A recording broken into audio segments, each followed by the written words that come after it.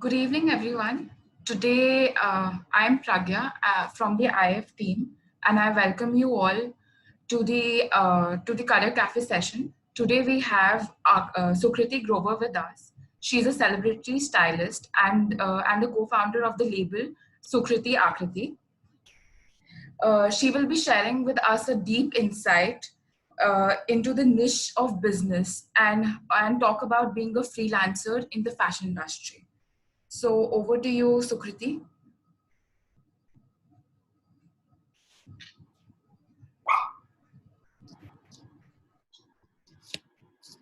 Hi everybody, this is Sukriti here.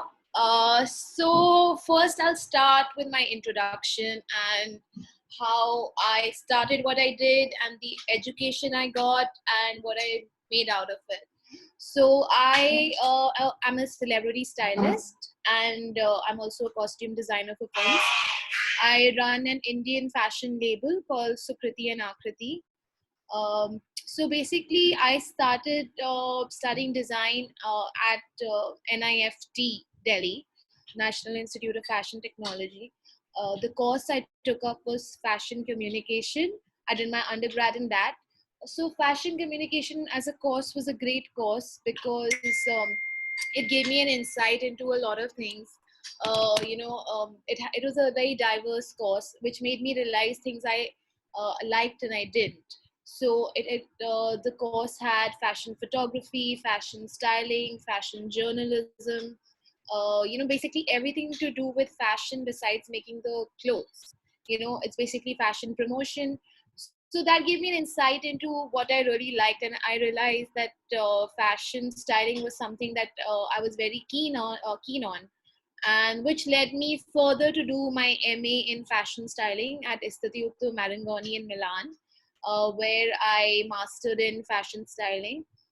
Uh, in this period of studying both the courses, I interned with several magazines. Like I started with Cosmopolitan, and I did a lot of fashion internships. I worked on films already. So after my masters, I realized that the area in films, first film I did was actually in the field of I did art design, which was basically, it had to do with space styling, which then I realized that maybe I'm not so keen on space styling, and fashion was my calling. Then I mastered in fashion styling. Once I got back, I also headed a brand, a German brand, as the fashion PR and fashion communication head. Went on to basically working on films. I was a part of Anita Adijania, the fashion director of Vogue, a part of her team called Style Cell. And I did several films. And then I started working on projects on freelance basis, and I did a lot of I've done a lot of independent projects and a lot of films on my own by now, which also led me to do celebrity styling and do a lot of fashion shoots. Basically, all the whether it's ads, films, uh, personal styling, events, it's a whole amalgamation of everything. And I ended up being what they call now as a celebrity stylist. While styling, I realized, I mean, there was also a keen desire of starting my own fashion label. And being in the industry, I did realize that there was a dearth of few things. I really contemplated on what to start. I did start a label in collaboration with someone at first called So Fake, which was an androgynous label, which was basically a very, very young target audience, and it had unisex clothing, the clothing that both men and women could wear. I started with that, and then I kind of diversified, started a label on my own with my sister in collaboration called Sukriti and Akriti. In Sukriti, Akriti deals with Indian wear, but in organic cotton. I do feel the future of fashion is in organics and being sustainable. So I realized there was a dearth in the market, that festive wear was so heavy, and not practical. And with destination weddings kind of picking up, I did realize that one wanted to be dressed in festive wear, but it didn't really have to be heavy. All the people attending weddings didn't want to actually end up carrying so much weight for these destination weddings. And then we decided to start an Indian wear line and organic cotton. And then we started with, I kind of dealing in fashion, I knew what's available in the market and wanted to create a niche and actually make something that was really not available. And we decided, I wanted to, then I realized that people don't really use cotton, in festive wear. Indians, especially in Indian wear, they feel, cotton isn't a rich fabric, and they would like to wear silks or tussar, things like that for weddings. They didn't feel like cotton was rich enough. So we decided to, in India, and dealing with the Indian summer, we have lots of months of summer, and it's a hot place. And with destination weddings, beaches being a favorite with destination weddings, I definitely thought that we need to do something that is practical, and yet beautiful. So we thought of using organic cotton as the base of our products. And basically we basically started doing contemporary silhouettes and organic cotton. We also really went in depth of studying the cotton as a texture and fabric, and how to make it look you know rich, what people feel like, oh, I don't want to wear cotton to a wedding. And then we realized that we started really researching on the fabric and the textile. So we made our own fabric, and we made organic cotton with milk and soya bean. So that was the research we did, and that's the reason the quality of a cotton is really good, and it's something that um, that you don't find in the market so easily. It's also absolutely organic. That's the reason it's breathable. It's anti-wrinkle. It doesn't get crushed easily. So there are a lot of benefits of using the fabric. Then we decided to give it contemporary silhouettes that are trendy today. And using cotton with trendy silhouettes already gave it like a modern twist. And then we got into making we decided to use gota, because cotton as a light fabric, gota worked perfectly with it. And we started contemporary we made it contemporary, the usage of a gota. So we kind of really brainstorm on something that was not there in the market. And also I think we were the first people to come into the market, which actually we started with shararas. Nobody else was doing shararas. It was more like lehengas and churidars. So I think when we actually came out with our label, it was so fresh, such a fresh take on Indian wear. And we didn't, as per se, concentrate on the bride as such for Indian wear. It was more like, people attending the wedding. Our outfits are super versatile, whether you can wear it for, you know, you can wear it to a puja, to Diwali, to a wedding, to any Ganpati. It's very, very light and trendy. So that picked pace. Second thing, after we did this, we decided to market in a way. Me being a stylist and knowing the right way, also giving so many years in the fashion and the film industry, I knew what was required. And that helped me. I got a good PR team to help us. And with also like giving it so many years, I knew how I could push my label. And that kind of put us out there. It was a label that's not so old, but it picked pace in quite some time. Also, our price points are very reasonable. I don't believe in charging an exorbitant amount for something. I mean, I feel like customers should get the worth of what they are paying. And that's why our designs are not exorbitantly priced, and they're available after. And then the first steps we took is, once we did this, we started launching ourselves on other multi-designer platforms that we got noticed. So we started stocking at popular designer places like Azza, Onsom, Organ. We went online with Purnias. We did ashni.com and Destiny. So we started targeting a lot of these multi-designer portals. And also with the brand gaining popularity, a lot of stores started contacting us. And so thus there was no looking back for the brand. But obviously I feel like one has to keep creating new things. every 6 months we take out a new line, which I feel like it's very, very important for a brand to be original, and to, you cannot ape someone else and try to sell that in the market. I mean, you are going to do well if you're providing customers with something that is not there already. So the key is to be original. It's just an idea. You have to brainstorm yourself, and you have to uh, think of things that you are interested in and that don't exist in the market. And thus the brand started doing really well. And after we kind of started selling out of several multinational brands, we started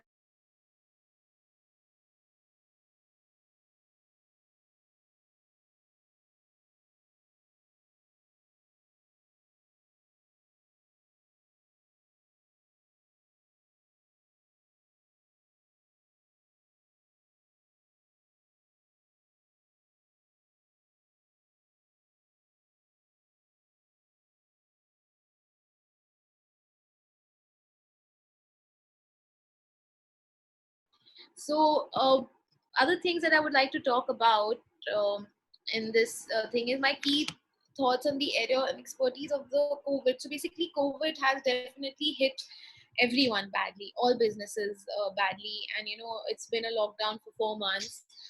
Definitely, the future of fashion obviously is also bleak right now. The Indian fashion industry is reevaluating its future post the COVID pandemic. It's definitely set back the clock. We've almost in the fashion industry gone back a decade. It's going to take a very, very long time for the fashion industry to recoup from what they have lost. Also, fashion not being a necessity, it's not an essential item, it's definitely luxury. So I'm sure now the consumers are going to be very, very cautious of what they want to buy, how much they want to spend. You know, the In this time the incomes have shriveled. People have lost their jobs. People, gone are the times that people would be spending insane amount of money on their true stores. Nobody knows what's going to happen post the pandemic.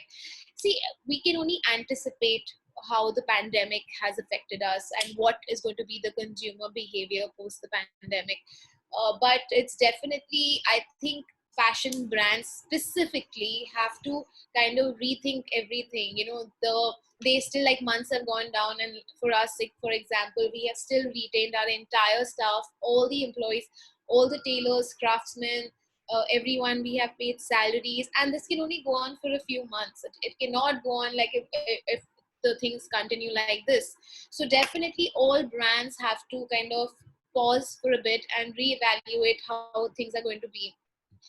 I think, there definitely people will go for simpler aesthetics.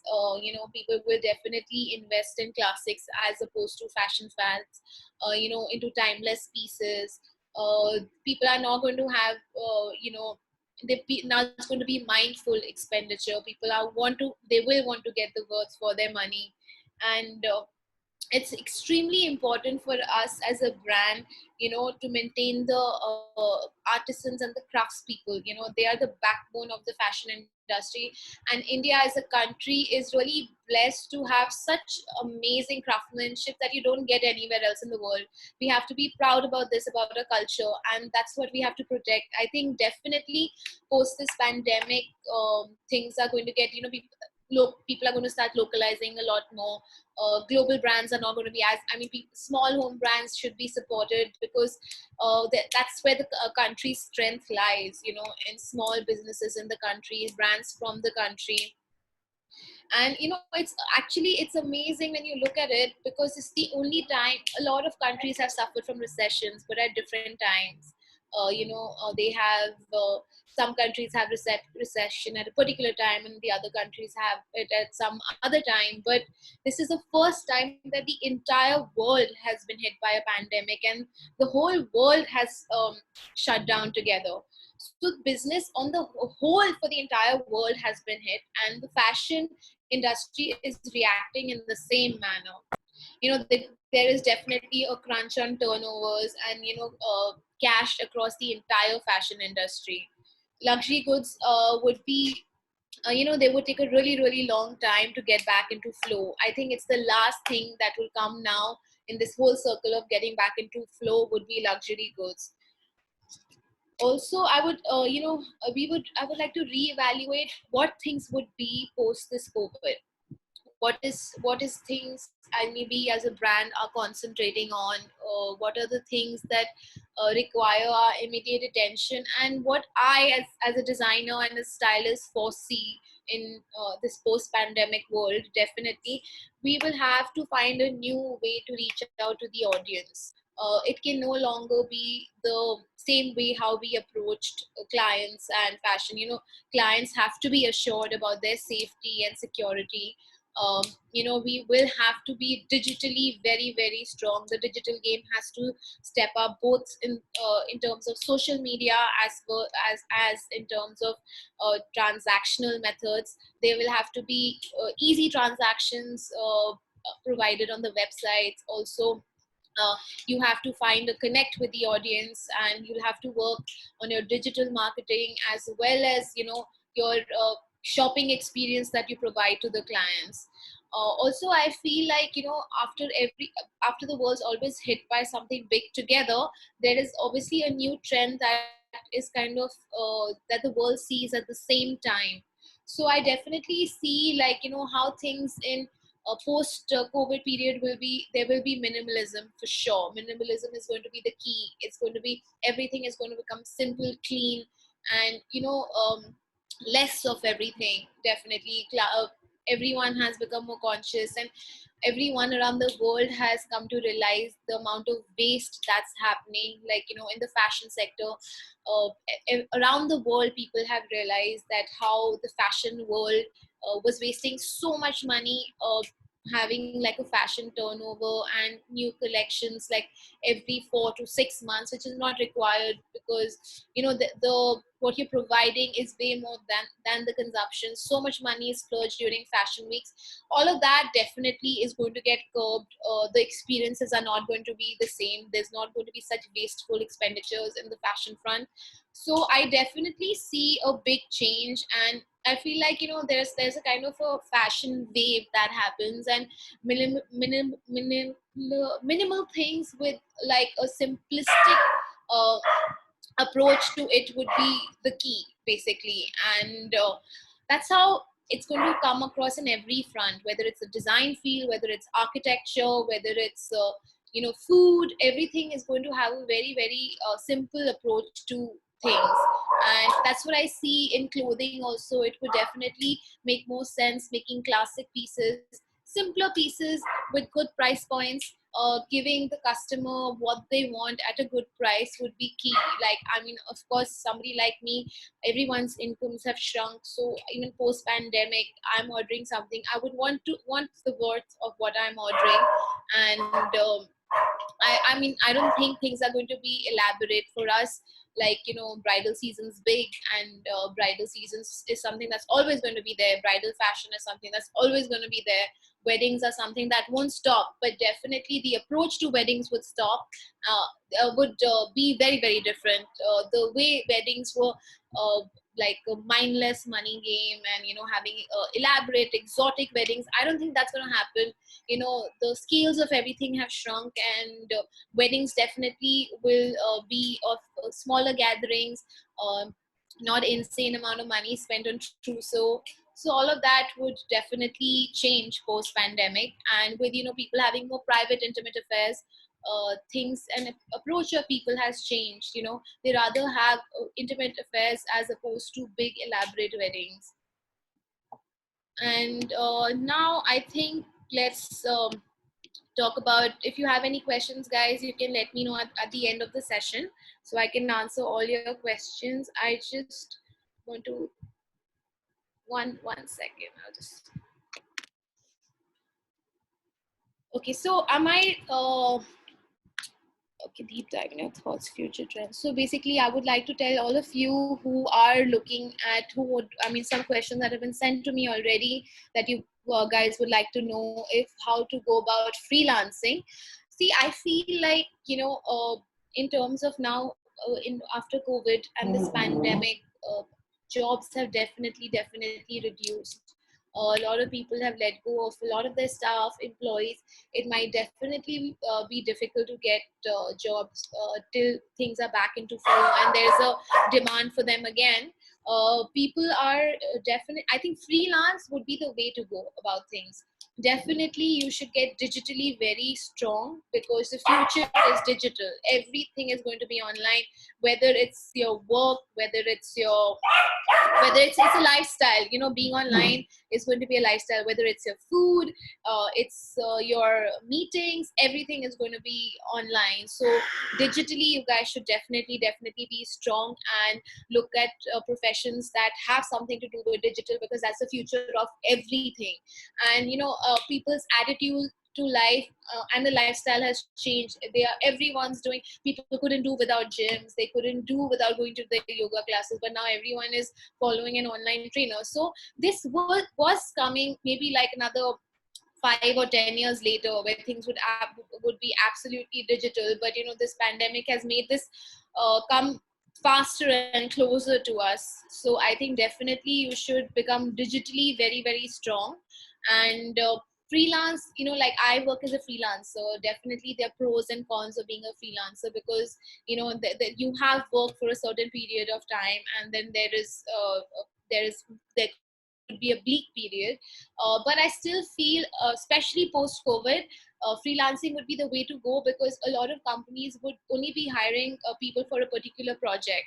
So your approach to any area or any field should, if you are a freelancer, you need to be in the loop, you need to have the right contacts, you need to know when people can approach you, and so that what's going around, and when there is really a need for a particular job that you provide, the services that you provide.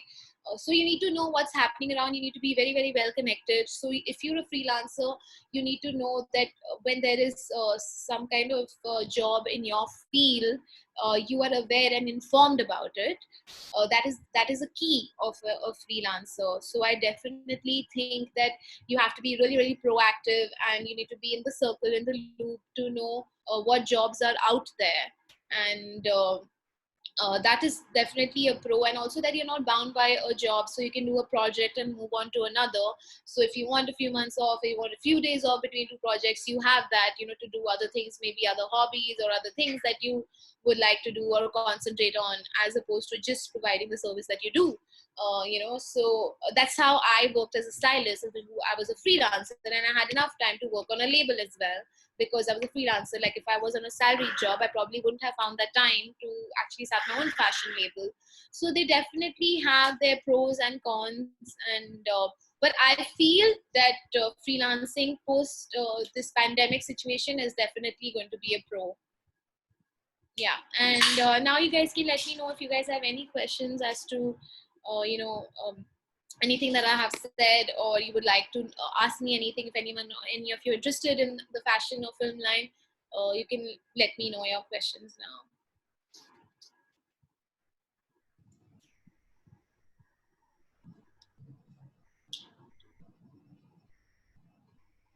Fashion has always been more of a touch and feel aspect, specifically in respect of luxury. And as I said, how do you think this challenge can be overcome as per the current scenario?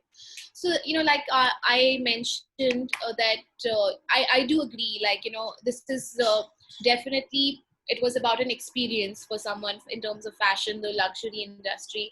But like I'm saying, like everything is becoming digital, and people, I think online shopping is going to come in a big way. Now everyone is scared to get out, they're scared, they are worried about their safety and their security, and they don't, I mean, with this whole virus fear, definitely people are going to go digital. Like for us, our online website has really picked up a lot ever since the pandemic has started. Like fortunately, well, we had no clients at the store as well, so I see that shift from going and it being an experience to actually being online. And I think the key is to actually bring that shopping experience that people had in person online. You have to connect with your audience digitally, so that they feel as connected to your brand as they would at a store.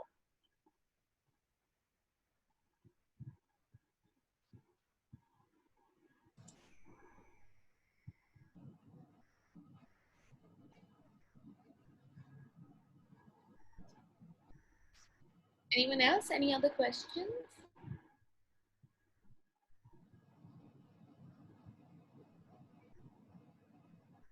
See, how to start freelancing. I think the key to anything is internships. You need to find out what area interests you and what you would like to do, and kind of contact the people. I mean, I started off by writing basic emails and sending through my portfolio and my work and approaching people. And I think internships are key. The amount you learn on job, I mean, don't think any universities teach you that. Your first hand experience when you're working and doing internship teaches you a lot that takes you a really long way in your career. So definitely I think you should do a few internships before you really start freelancing, because also you kind of get to make your contacts, get into the circle, you know what is required, and you know how to deal with the issues when it's actually really not your problem, but you know how to go about it. So you should definitely get in touch with the people that you're interested in, get their contacts, and send out your emails and portfolios.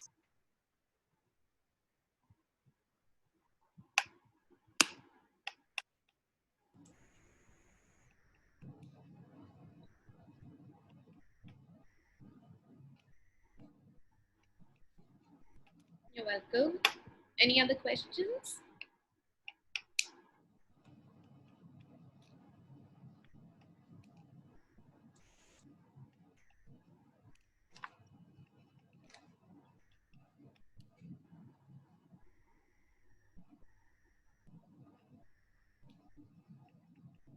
I don't think, Pragya, there would be any further questions coming through. So is that good? Yes, it sounds good. Guys, are you sure? Like, is there anything that you want to ask? We have her here with us, and I think she's given us a very insight on how to freelance and how to go about it. So, if anybody has anything else, yeah. So, thank you so much, Sukriti, for Thank taking out the you. time Thank you. and coming on this platform. And It was my pleasure. Thank you guys. All the best with your careers and internships. And if you have anything that you need to get in touch with me, you can get in touch with me on my email, and you can ask Pragya for that. And thanks for having me over, Pragya. thank you so much. Thank you. Much.